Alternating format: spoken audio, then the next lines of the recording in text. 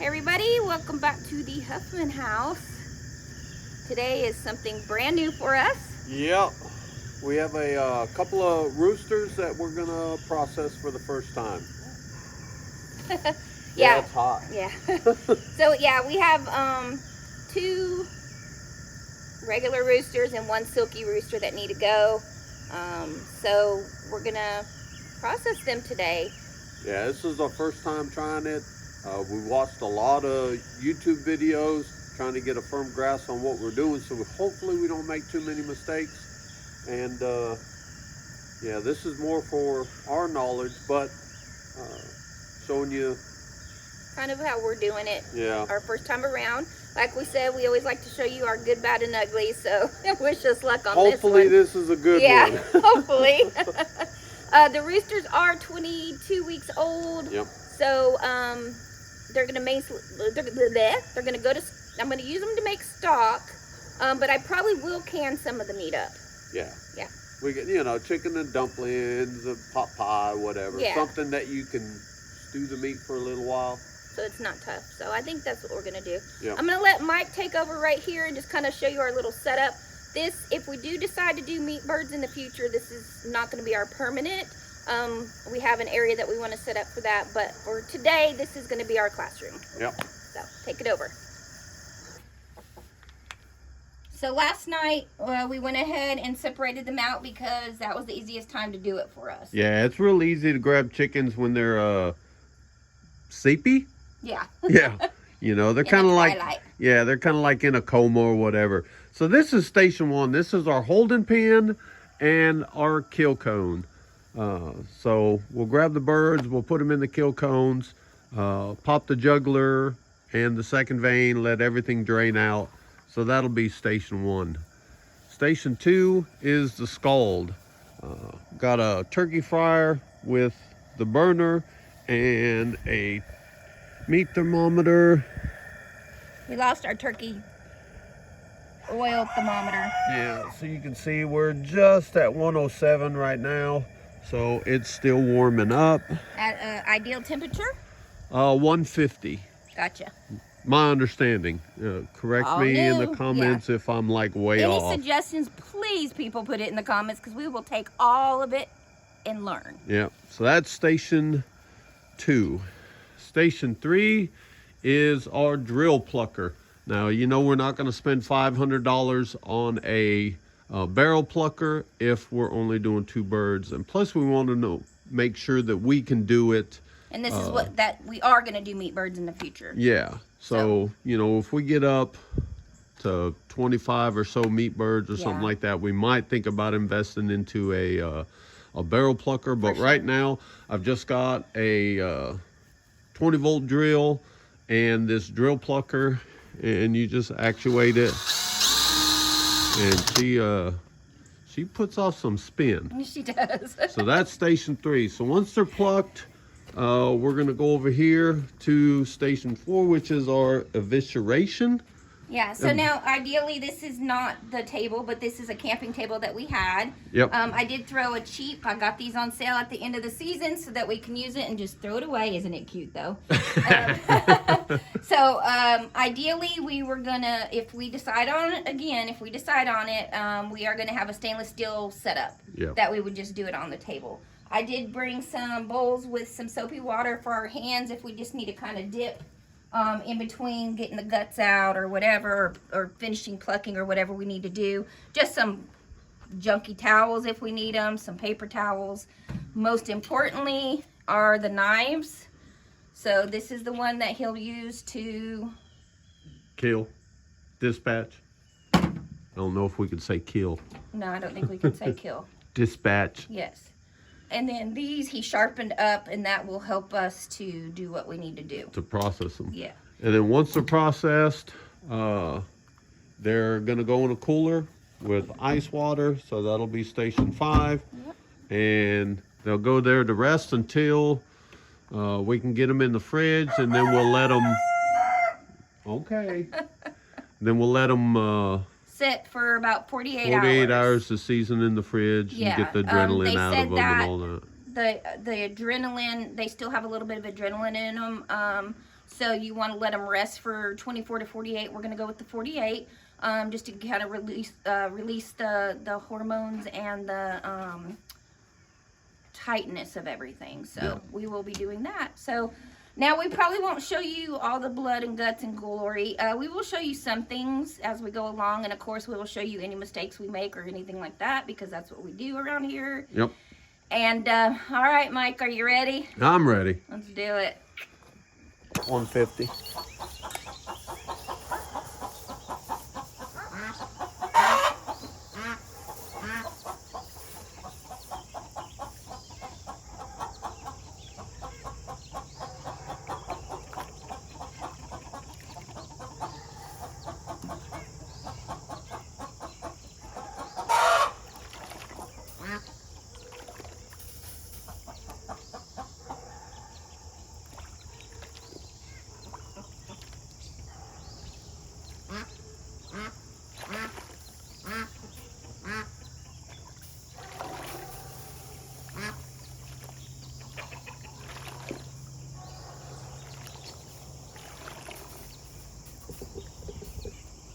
Almost.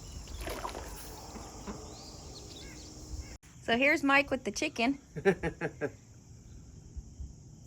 And yeah, I forgot to hit record on the plucker. Yeah, it worked good though. Sorry, guys. It did get feathers everywhere. But we have another one to do. That's funny. Look up there. There's feathers. Yeah. Yeah, we have another one to do, so I'll try and get that one in. That's funny, baby.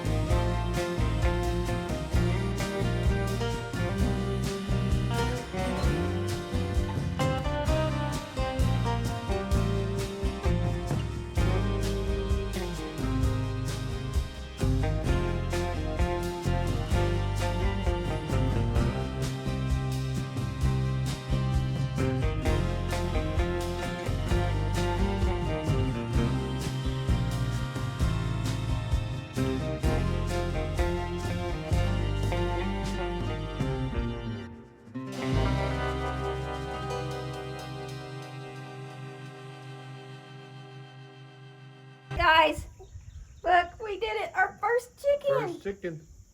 So now we're going to rinse him off and put him in the ice water. Yeah. Yes. So as you can see here, this was our Silky rooster that we were dispatching. And we're not going to cook him and keep him or anything. But we just wanted to show you what his skin looks like, because Silkies have a black skin. Yeah, I think the meat is even supposed to be black. So we thought that y'all might be interested in seeing what it looked like. So we just thought we'd show you that real quick. We did it. We did it. Yep. And now we're going to enjoy the fruits of our labors. Yes. So I went ahead and did the stock. We let them rest for 48 hours in the refrigerator, and then I threw them into my roaster pan. Big roaster pan, yeah. Yeah, so I ended up getting 16 pints of stock out of it. And now Mike's going to go ahead and get the meat off the bones. Yeah. So this was my first time tasting fresh chicken. Home raised chicken. Yeah. And I don't know if it's a mental thing or not, but to me it tasted really good. It tasted more chickeny to me. Does that make sense? Yeah, it makes total sense. Yeah. That was really good. And they weren't very fatty at all. They were No. very lean. And the meat overall has a more richer like a dark meat taste. Even the breast has a kind of a dark meat taste. Yeah, like I said, the only way I can think of to describe it is it tastes more chickeny. More chickeny. Yeah. So, all right, so let's talk about the experience in general. Overall, so let's do an overall. I think it went really well. Extremely well. I do. I think it went very well. Yeah. I would say for me, it definitely was a lot easier than I had pictured in my head. Yes.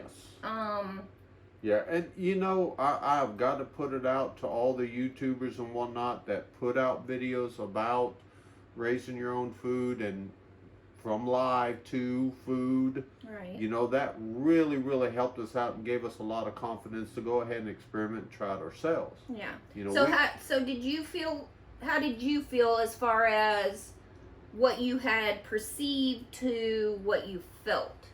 I think it all went great. So did you feel like it was easier or about what you expected? There's still a learning curve, you know, on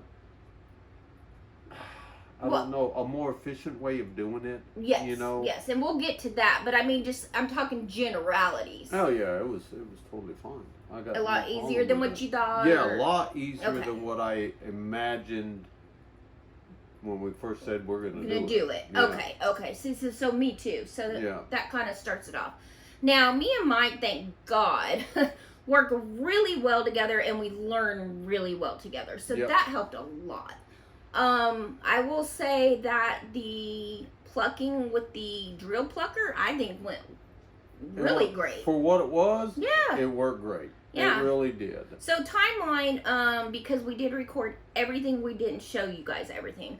For timeline wise, so using the drill plucker, it was a 3-minute plucking thing. Yeah. Plus a little hand plucking, you know, the bigger feathers or the parts that moved a little more. Right, you know, you had to go back out and hand pluck. Right, and that's why I say it took us about 3 minutes per bird. Overall, that thing was a champ. Yeah, so we're looking at about 3 minutes for that. Now, let's get down to the nitty-gritty part of the evisceration and the tabletop part. Okay. Yeah.